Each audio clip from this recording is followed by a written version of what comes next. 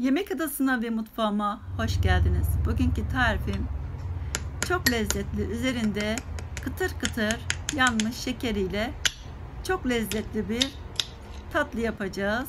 Malzemeleri inanın o kadar az ki yapımı da çok basit. Buyurun bu nefis tatlıyı nasıl yapmışım yapımını görelim. Bunun için öncelikle 3 tane yumurtanın sarısını kullanacağım. Bir karıştırma kabının içine alıyorum. Aklarından ayırdıktan sonra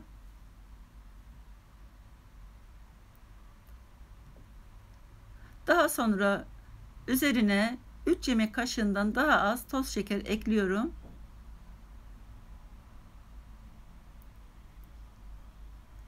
Bir pakette vanilin ekliyorum. Varsa vanilya özütü de kullanabilirsiniz. Çırpmaya başlıyorum. Krem brûlée Fransızca yanmış krema anlamına gelse de aslında bir İngiliz tatlısı. Yapımı da inanın çok basit. Zaten görüyorsunuz. Malzemesi de çok az. Güzelce çırptım. Şekerler içinde iyice eridi. Zaten çok az şeker kullandım. Şimdi uygun bir tencereye 1 su bardağı kadar, yani 250 milimlik küçük bir paket krema aldım. Üzerine de 60 milimlik süt ekleyeceğim. Küçük bir çay bardağının yarısı kadar süt. Şimdi ocağa alacağım.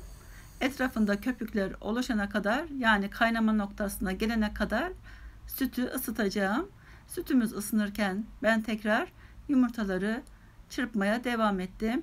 Bu arada krema da kaynama noktasına geldi. Görüyorsunuz, etrafında köpükler oluştu. Hemen azar azar bir yandan da karıştırarak yumurtaların üzerine ilave ediyorum.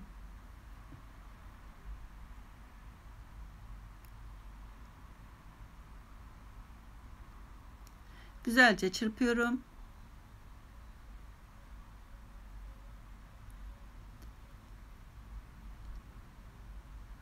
Daha sonra ince bir süzgeçten süzüyorum. İçinde hiçbir pürüz kalmaması için. Daha sonra uygun kaplara bırakarak, çok fazla doldurmadan, sufle kaplar olabilir, böyle sütlaç kapları kullanabilirsiniz. Bir tepsiye koydum. Şimdi tepsinin içine 2 su bardağı kadar da sıcak su ekledim. Önceden ısıtmış olduğum 150 derece fırında pişireceğim, ama üzerinde hafif köpükler varsa bir kaşık yardımıyla alabilirsiniz. Evet, 150 derecede önceden ısıtılmış fırında 35-40 dakika arası yavaş yavaş pişecektir.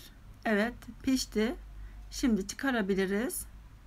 Hafif ılındıktan sonra buzdolabına kaldıralım. Buzdolabında en az 2-3 saat bekletelim.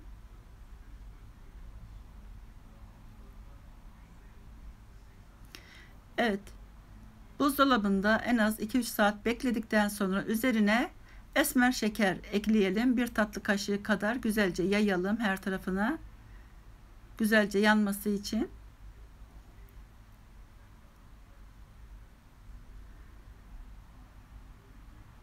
Varsa evinizde pürmüz denilen bir alet var. Böyle çakmakla üzerine ateş püskürterek yakabilirsiniz. Ama bende o olmadığı için fırında yapacağım bu işlemi.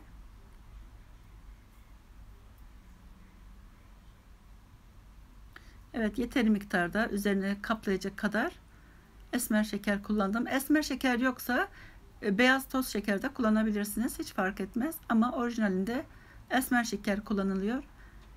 Şimdi sadece ocağın üst gözünü açtım 200 derecede ve üzeri görüyorsunuz hemen karamelize olmaya başladı. Şekerlerimiz yandı, görüyorsunuz. Gayet güzel, şahane oldu.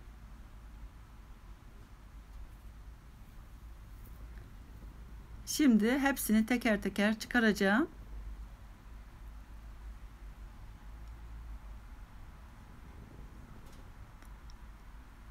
Üzerini istediğiniz gibi sevdiğiniz orman meyveleriyle süsleyebilirsiniz. Gerçekten yapımı çok basit ve çok lezzetli bir tatlı tarifi, denemeye değer diyorum. Beğendiyseniz tarifimi beğen tuşuna basmayı, abone değilseniz de abone olup bildirim ziline basmayı lütfen unutmayınız. Evet. Bu şekilde bu sesin çıkması lazım. Krem brüleden böyle kaşığı vuracaksınız. Çatlayacak ve nefis bir lezzet. Yapıp deneyecek olanlara kolay gelsin, afiyet olsun. Başka tariflerde, başka videolarda görüşmek üzere. Hoşça kalın, afiyet olsun.